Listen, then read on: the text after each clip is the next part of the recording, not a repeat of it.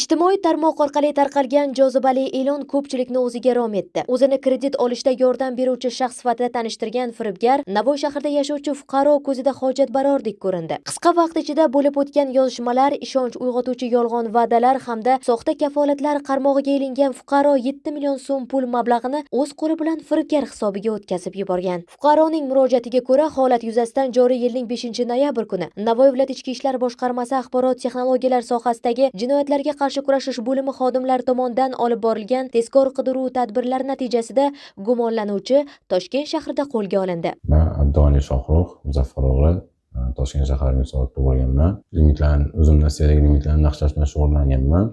Plastik kartalar pullarni olib qo'yib aldaganman. Navoiy shahridagi bir fuqaroni ham o'sha o'zimda istedagi limitlarni naqshlashtirib berib, ishonchli kirib qaytarib bermaganman.